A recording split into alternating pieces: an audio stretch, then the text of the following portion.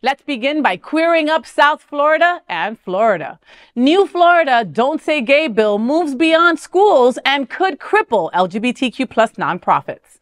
Florida gay rights organizations are slamming a proposed bill that they say would cripple LGBTQ plus nonprofit groups in Florida. Republican State Representative Ryan Chamberlin filed HB 599 that would prevent nonprofit groups or any employers who receive state funding from requiring training on sexual orientation, gender identity, or gender expression.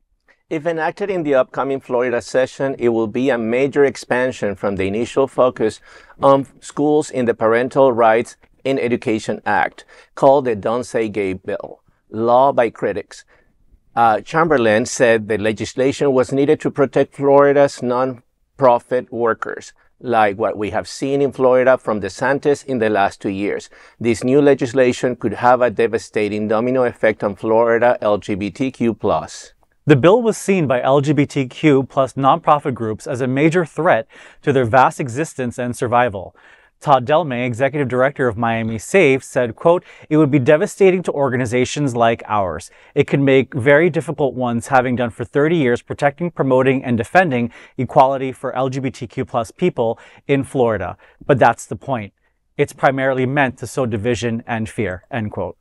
Delmay said his group receives little direct state funding, but he fears the bill could be used as a way to place restrictions even on local funding. Delmay said, quote, "They would argue that state funds were being used improperly and ultimately restrict or end local governments from making their own decisions," end quote. Delmay said, quote, "This would have a devastating domino effect on our work," end quote. He added that other donors may, quote, overreact, end quote, and start to worry whether they should stop donating to these organizations.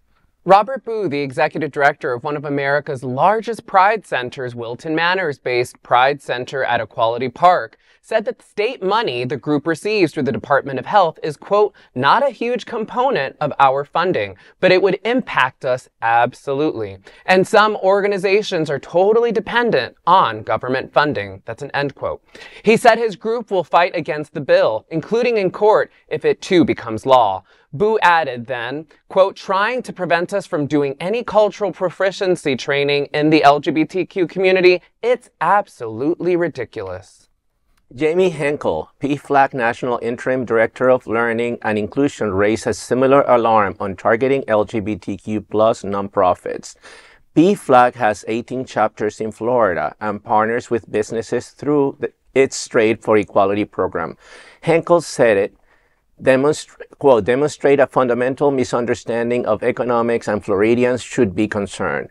Companies know that inclusive benefits, programs, and policies are good for businesses, employees, and communities, with so many issues to focus on and try to solve. HB 599 is a distraction and a dangerous one at that, end quote. The bill includes sweeping sections that limit personal titles, pronouns, and protection for, quote, "deeply held religious or biology-based beliefs, including a belief in traditional or biblical views of sexuality and marriage, or disagreement with gender ideology," end quote. Carlos Guillermo Smith, a senior policy advisor for Equality Florida and running for state senate, criticized Chamberlain's reasoning. Quote, "I've already read some of his justification for bringing the bill forward about needing to protect workers and some other nonsense. But Florida workers don't need protection from pronouns or inclusive work environments. They need better wages and lower costs to be able to afford living here," end quote. The top criticism on the bill was on being vague. Professor Koger said, quote, "Vagueness is a choice. Are they trying to chill behavior and speech without actually banning it? It makes it harder for citizens and businesses and nonprofits to navigate the legal environment," end quote. Equality Florida Guillermo Smith provided a chilling, pessimistic warning to the entire LGBTQ plus community by saying, quote, "Voters across the political spectrum are exhausted by DeSantis and his culture wars. It's why his own standing has fallen here in the state of Florida after being reelected by 19 percentage points. But culture wars are all Florida Republicans have. Now they're extending this nonsense into private workplaces and nonprofit charities. Where will it end?" end quote. You know, I mean, this bill is just completely crazy. And I have to stand with Carlos Guillermo Smith, who I love, okay? I love this man. He has sat at this table with us and done Queer News Tonight, and he's an exemplary specimen of a human, okay? He don't take no shit. He doesn't take no BS, and he's out there fighting for us. Even when sometimes everything is against him, he continues to fight, right? But I'm with him when it comes to that. There's another thing that they want. Hey, look over here. And don't worry about the fact that, you know, your insurance on your house has doubled, right? And that you can't find affordable rental places here. And that immigration is a hot mess here in Florida as well. That our seniors aren't being taken care of. Don't worry about that. Let's look at this over here, right? And this is basically what's happening. All the nonprofits that we work with and for, right? Everybody at this table helps a nonprofit or another. They would all be affected by it, okay? From the AIDS Museum to SunServe to TransSocial, everybody uses a little bit of, of government funding to help them get across. It's not easy doing what they do. SunServe serves children to elders. Literally. From 7-year-olds to 99-year-olds, okay? And it takes money to do all that, okay? And they work really hard to get that money. And now they've got to worry about this being a possibility that they might snatch the money back for them not doing things how this Don't Say Gay bill wants them to do. And thank you for that. And two things I want to add. I mean, there's 1,000 things I want to add, but because I got thoughts, girl. But and I have to say, one of the reasons, if you might have noticed that my face a blank, I was reading the quote and I was dismayed. Like that. It's like I'm not even kidding. May God strike me down if I'm even slightly exact. I was reading the quote over and over in my head. The idea that this is to protect workers. When people are saying what they're saying, you have to actually take them at their word. If you are protecting workers, if that's really what you were trying to do, why are you trying to undo our labor unions? Why? I mean, like, that's really protecting laborers, right? That's for workers. Our collective bargaining agreements. Like, I mean, that's not what protecting workers look like. It doesn't mean, like, taking trans people out of spaces where they belong and making them feel unsafe. Like, that is, like, the preposterousness of... That's completely the opposite of wanting to help. But they can frame it in ways like when you say parental rights, that's not parental rights. That's actual abuse. Like, I mean, like it's the kind of reframing of all these different things. Like, and this is an old playbook, like an old, like Anita Bryant did the same thing. Like, this is not new.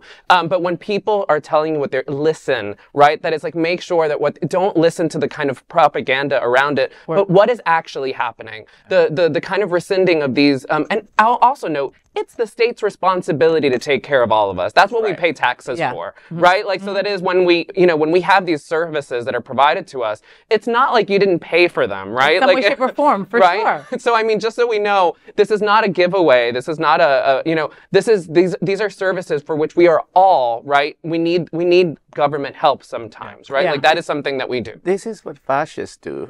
This is what they do. That's the book. I mean, they start with, let's protect our children. Let's protect the innocent of our children. A major concern. Right, a major concern. And then this thing starts starts evolving from there. It's happening in Russia, it happened in Germany when the Nazis. That's how it started. They isolate a group, they target that group and start making things uncomfortable.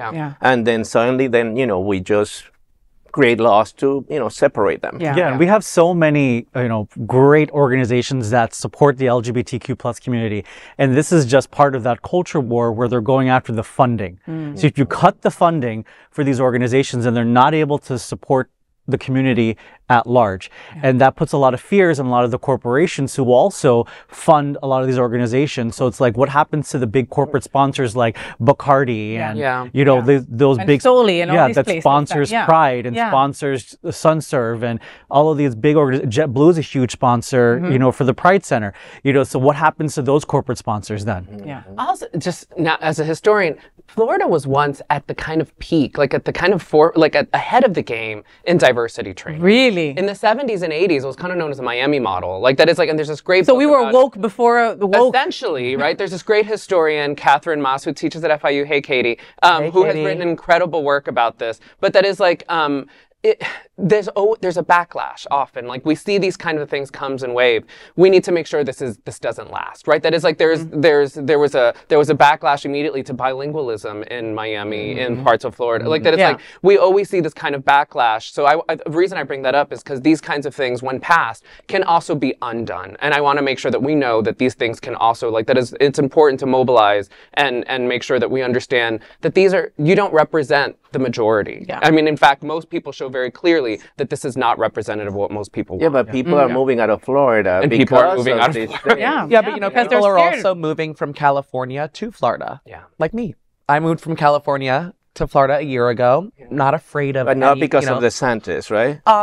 Well, DeSantis is here, but I didn't move from California because of Newsom. Right. No, I wasn't fleeing. Wokeness. Yeah. But I also remember the days when Florida was a blue state. It wasn't always a red state. It was quite a bit. So I think that DeSantis is probably so in his mind afraid of that ever happening. That it's the distraction. It's the build on fear and go from there. I don't think he feels emotions. No. Except I don't think he's a human. When you go back and watch the Republican debate, please text me because I want to just get your feedback from him. He was